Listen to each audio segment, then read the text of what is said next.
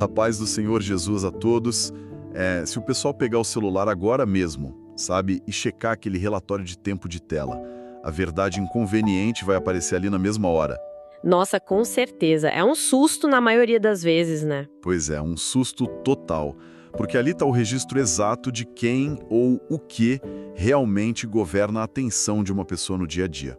Uhum, é a prova real de onde a nossa mente está morando. Exatamente. Então, hoje, aqui no Projeto EBD Fiel, a nossa missão é apresentar mais um mergulho profundo no resumo das lições da editora Betel e, o foco total é a classe de jovens. E o tema de hoje é sensacional. Lição 2, Compreendendo a Mordomia Cristã. E olha, esse tema bate diretamente nessa nossa ferida digital e existencial, né? A paz do Senhor Jesus. É um privilégio enorme participar deste espaço de comunhão bíblica. Principalmente porque a gente precisa desconstruir aquela ideia ultrapassada, sabe? Que ideia? Aquela de que mordomia é só sobre dinheiro. Exato. Aquela coisa de que mordomia é apenas um termo arcaico para arrecadação financeira na igreja. Exato. Ou então... Ou sinônimo de viver no luxo, né? Ah, fulano tá na mordomia. Isso. No linguajar popular virou sinônimo de facilidade. Mas a proposta desse estudo de hoje é entender a mordomia como uma engrenagem central de como o mundo real funciona. Bom, mas vamos colocar o dedo na ferida logo de cara, sem rodeios. Para a juventude cristã atual, e a nossa geração inteira se inclui nisso, a rotina parece tipo um moedor de carne. É puxado, muito puxado. É a pressão esmagadora das provas na faculdade, a ansiedade, sabe, de tentar arrancar uma vaga no primeiro estágio. Totalmente descartável. E a convivência familiar que muitas vezes é bem complexa. E não podemos esquecer da quantidade assustadora de horas e até de saúde mental que vai ralo abaixo rolando feeds infinitos. Exatamente aí que eu queria chegar. A pergunta central que não quer calar e que vai guiar a nossa conversa é a seguinte: se o texto sagrado diz que nós somos administradores dos recursos infinitos de um Deus que é provedor, por que a sensação constante na nossa juventude é de cansaço extremo e, escassez de tudo? Olha, essa é a questão definitiva. E a resposta é que desvendar a mecânica bíblica por trás dessa palavra, mordomia, é o único antídoto real contra essa exaustão crônica. Entendi. Não é só teoria, então? De forma alguma. Não se trata de uma teoria inalcançável, trata-se de recuperar o controle do tempo, da mente e das finanças, mas sobre a ótica da eternidade. É aprender a operar a vida conforme o design do fabricante, sabe? Sensacional.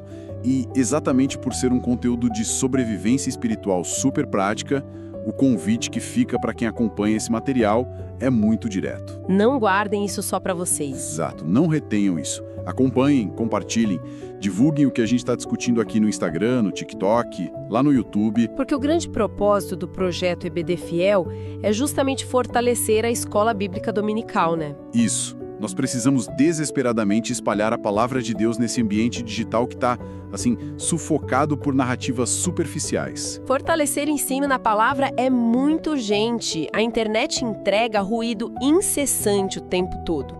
Então, quando o jovem decide propagar intencionalmente um conteúdo que é embasado nas escrituras... Ele já está fazendo alguma coisa. Sim, ele já está, na prática, exercendo uma mordomia poderosa da própria influência nas redes. É um testemunho prático. Faz todo sentido. Então, para destrinchar esse conceito, a lógica exige que a gente volte para o manual de instruções original, né? A origem da mordomia lá na criação. Gênesis. Onde tudo começou. Isso. Quem cresceu na igreja conhece a narrativa do Éden e sabe que Adão foi colocado lá para lavrar e guardar. Gênesis 2:15. Mas o que isso muda na prática hoje, na era do ChatGPT, na era das crises de burnout? Bom, primeiro a gente olha para Gênesis 1:26, a humanidade sendo criada à imagem de Deus. E logo depois surge essa incumbência de cuidar do jardim. Certo. O detalhe que passa batido é a implicação gigantesca disso na nossa psicologia. O trabalho e a responsabilidade de administrar as coisas não surgiram depois da queda humana. Espera, não é um castigo divino por causa do pecado? Não. Cuidar das coisas é a configuração de fábrica da humanidade. O ser humano foi projetado para espelhar a natureza do Criador através do desenvolvimento e da preservação do ambiente ao redor dele. Uma analogia que sempre vem na minha mente é a de receber as chaves de uma mansão incrível, sabe? Como assim? Tipo, alguém chega, te entrega aquele molho de chaves pesado e avisa que o papel ali é seu caseiro de confiança. A mansão não pertence ao caseiro. Ele não pode sair quebrando tudo. Exato. Logo, não dá pra derrubar a parede só por diversão.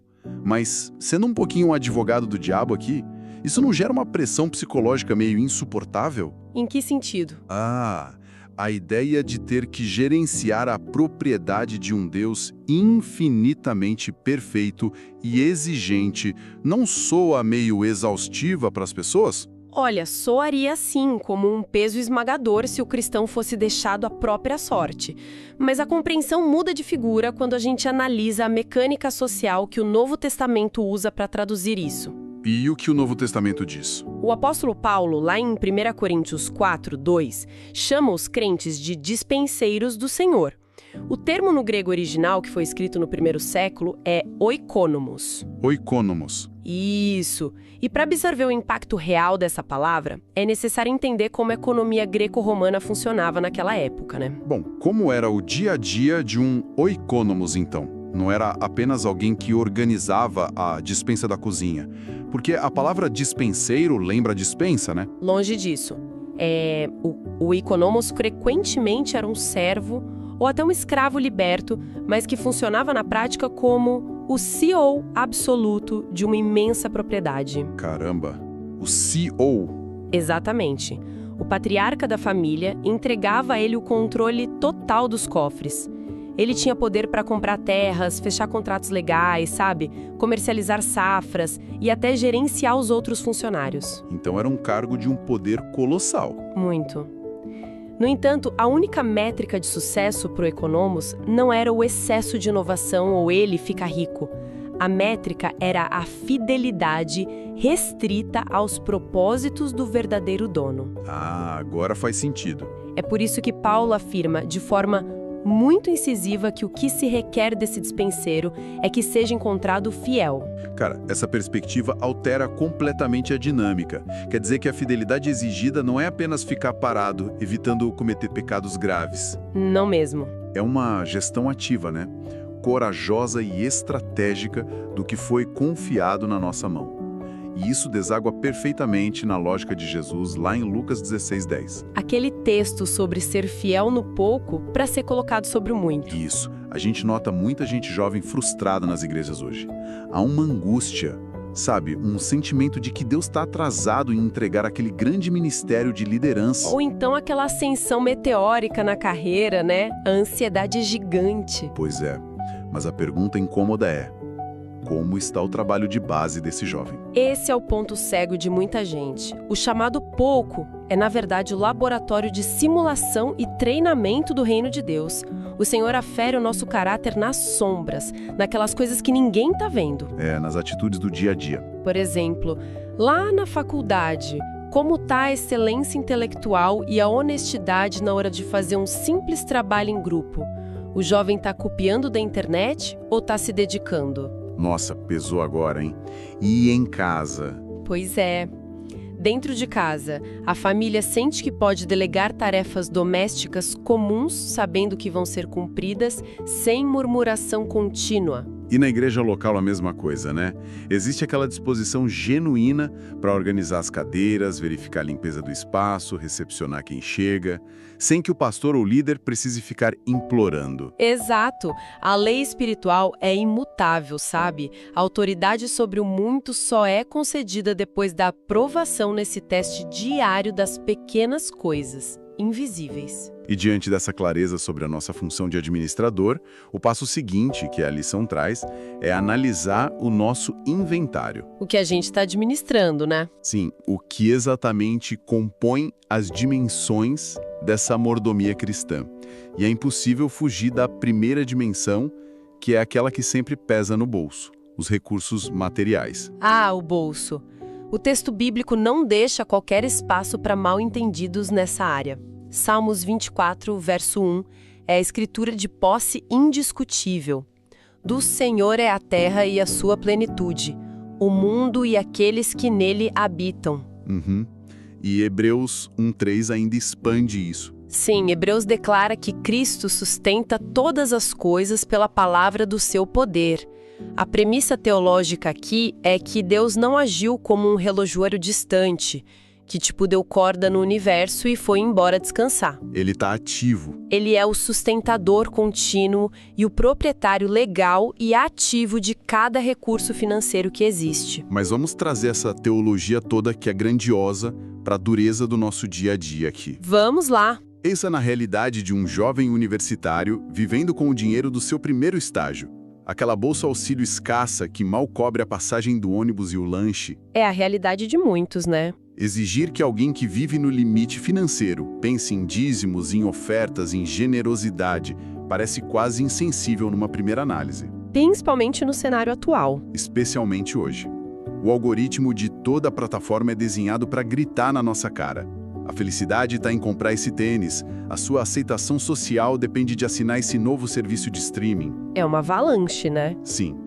Como é que a gente exerce a justiça e a fidelidade material no meio dessa guerra brutal por atenção e dinheiro? Olha, a palavra guerra descreve perfeitamente o cenário. Os algoritmos e as campanhas publicitárias são desenhados com um profundo conhecimento do comportamento humano. Eles sabem o que estão fazendo. Gentes que, na verdade, nem existem.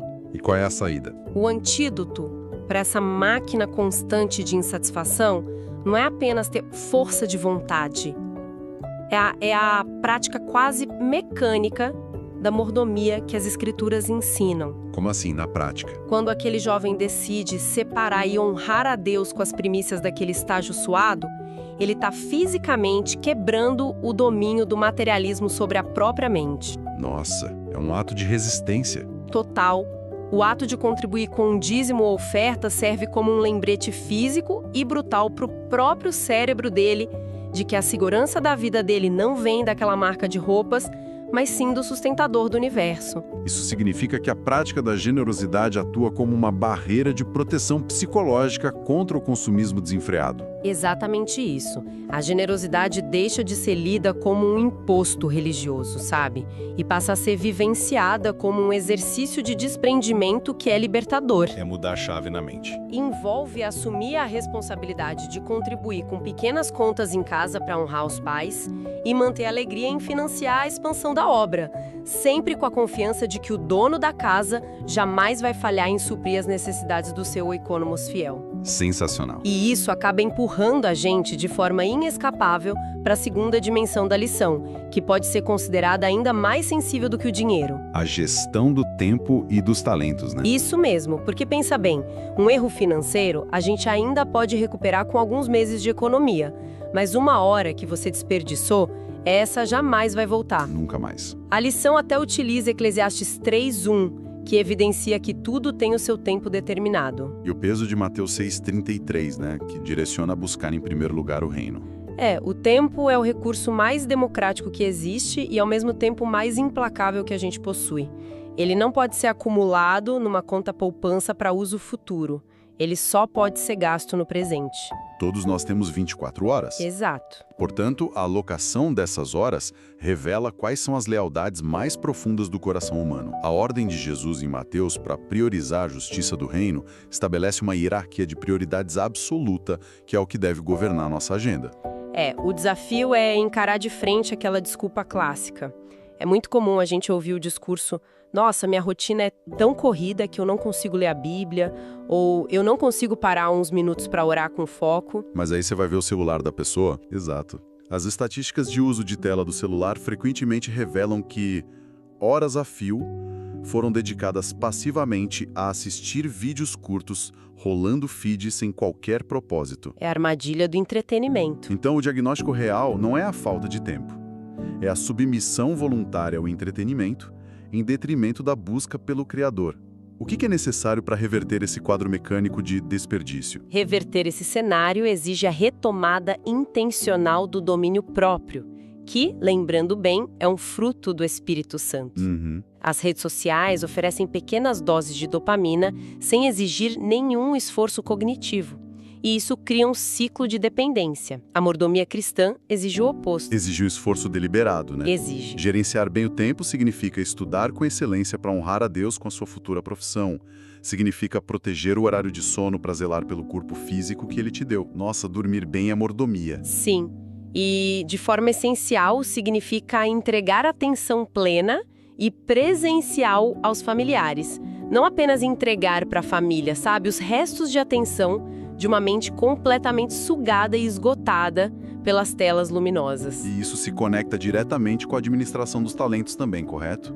Porque a lição traz isso. Sim, é uma simbiose. O texto complementar da lição, lá em Tiago 1,17, assegura pra gente que toda boa dádiva e todo o dom perfeito vem do alto. Isso inclui tudo, então? Tudo. Inclui desde a facilidade para a matemática, o dom para as artes, a comunicação clara, até uma aptidão super técnica. E a primeira carta de Pedro, 4:10, instrui claramente que devemos servir uns aos outros com esses dons. O grande equívoco da nossa era é condicionar a nossa juventude a lapidar seus talentos única e exclusivamente para obter aplausos lá no mercado de trabalho ou para construir uma imagem pública perfeita nas redes, né? Pois é. É aquele comportamento contraditório, sabe? De alguém que se desdobra para entregar um projeto genial e super criativo na empresa, virando noites para garantir o bônus no fim do mês. A pessoa dá o sangue. Mas que quando é convidado para estruturar alguma coisa lá no departamento de jovens ou na comunicação da igreja, entrega um serviço feito de qualquer jeito, na pressa. Isso dói de ver. Se alguém tem capacidades impressionantes em design, em gestão financeira ou logística, a lógica da mordomia dita que essa mesma excelência profissional deve ser revertida, em algum nível, para a construção e para o avanço do corpo de Cristo. Com certeza. E é o que nos conduz de forma muito natural para a esfera mais profunda do estudo de hoje. Porque gerenciar orçamento, cronograma e habilidades com maestria não é um fim em si mesmo. Se fosse assim, a Bíblia seria só um manual de eficiência corporativa, né? Exatamente. A teologia por trás de tudo isso aponta para um alvo muito maior. A evidência de que a vida pertence a Jesus. A mordomia é, na sua essência mais pura, a expressão de um discipulado real. Chegamos então ao núcleo da questão. O que significa atrelar a rotina ao discipulado prático? A lição menciona João 15,16, onde as palavras de Cristo são assim, definitivas. Não me escolhestes vós a mim, mas eu vos escolhi a vós. A iniciativa de chamar e de salvar pertence exclusivamente a Ele. A resposta a essa escolha não pode ser resumida a, ocupar um banco confortável aos domingos. Exige uma resposta ativa, né? Diária. A palavra-chave da mordomia vista como discipulado é submissão. Significa que, se Jesus é declarado como Senhor, a autoridade dele deve governar cada milímetro quadrado da existência do discípulo. E olha, é uma submissão que custa caro na sociedade contemporânea. Custa mesmo. Requer obediência para manter os padrões bíblicos nos relacionamentos amorosos, onde a pressão para ceder é gigantesca hoje em dia. As tentações estão o tempo todo ali.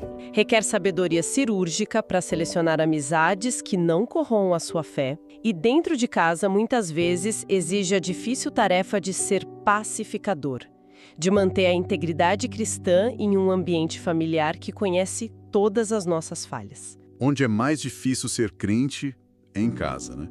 E sustentar essa postura contracultural demanda um esforço colossal, se for feito puramente na força de vontade. É tentar nadar contra a força inteira de um rio muito forte. E aí que o estudo toca num ponto vital, conectando a mordomia com a doutrina da regeneração. Esse é o milagre que torna a obediência possível. Conta mais sobre isso. Os textos de João 3,6 e Efésios 2,1 elucidam a necessidade absoluta da ação vivificadora do Espírito Santo. Efésios declara o resgate daqueles que estavam completamente inoperantes, mortos em ofensas e pecados. A regeneração não é uma reeducação moral, é a implantação de uma nova natureza, que tem a capacidade de odiar o pecado e desejar a santidade. Sabe que, para traduzir isso para o dia a dia da galera, a regeneração soa como uma atualização profunda de sistema operacional. Como assim? Explica isso. É tipo, o hardware humano vem de fábrica com um software que está totalmente corrompido e o código-fonte dele é desenhado para o orgulho, para a vaidade e para o egoísmo absoluto. O novo nascimento, que é operado por Deus, não é instalar um aplicativozinho leve de boas maneiras que roda ali superficialmente. Entendi, não é um paliativo. Não. O Espírito Santo de fato substitui o sistema operacional por completo, alterando a linha base dos nossos desejos. Essa analogia capta exatamente a mecânica espiritual que está envolvida. Porque antes dessa intervenção, a inclinação natural do ser humano é reter tudo para si. É dominar os outros e viver em função dos próprios apetites. Exato. Mas após a regeneração, o indivíduo recebe novos instintos espirituais. Ele passa a encontrar verdadeira satisfação na generosidade, no serviço desinteressado e na submissão à vontade do Pai.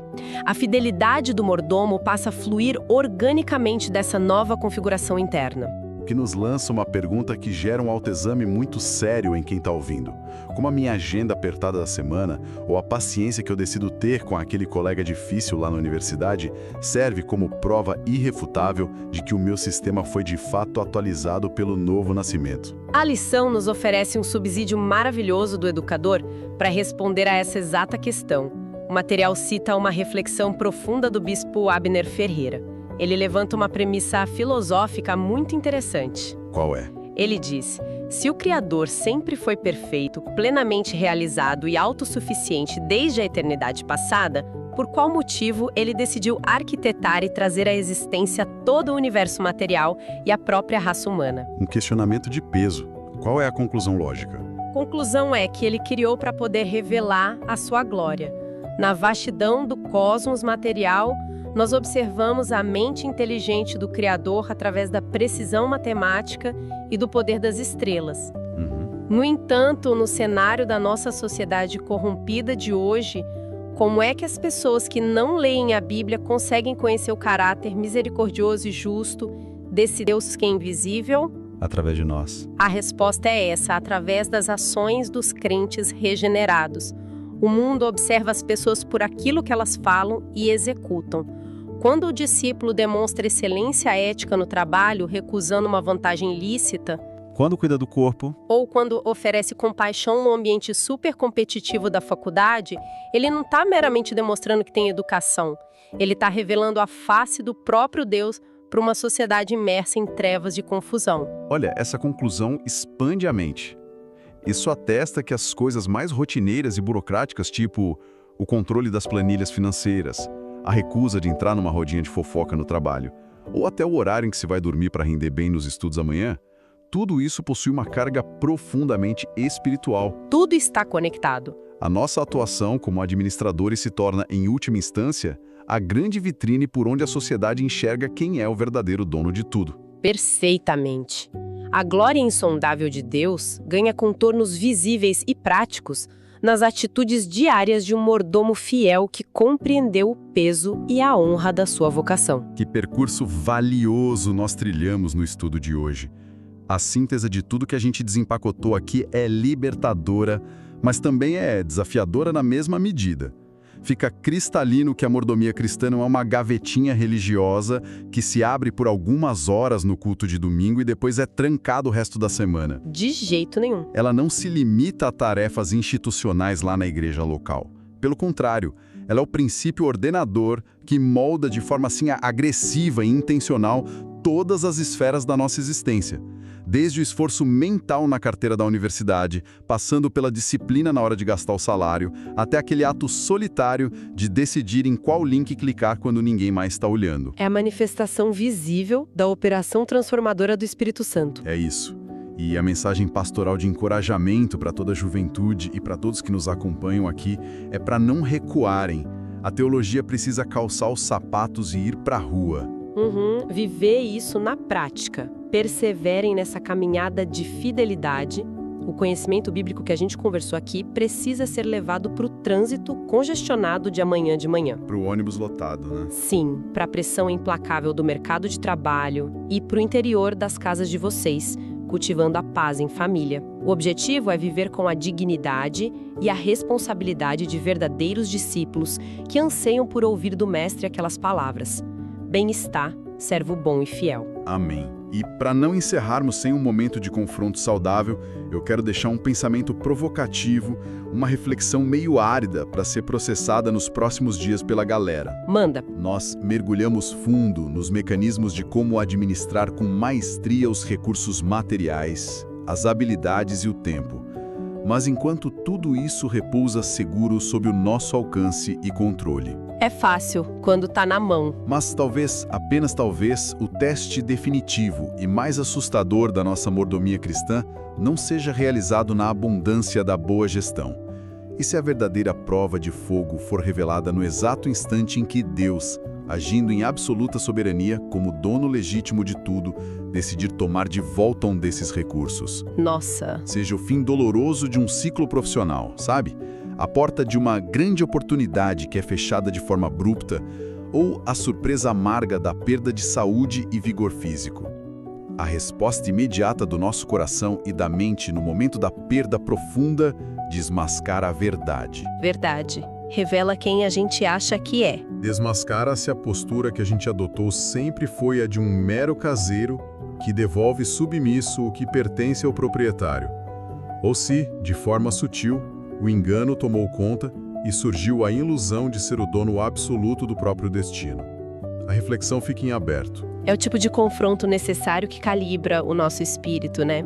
E expõe as reais intenções da alma diante do Senhor, lembrando sempre que aquele que confia e aquele que prova é o nosso Pai fiel. Amém. Em face de lições tão estruturantes, o desejo hoje é liberar uma palavra de bênção pastoral sobre a vida de cada pessoa que dedicou esse tempo para crescer e ser moldado pelas Escrituras com a gente.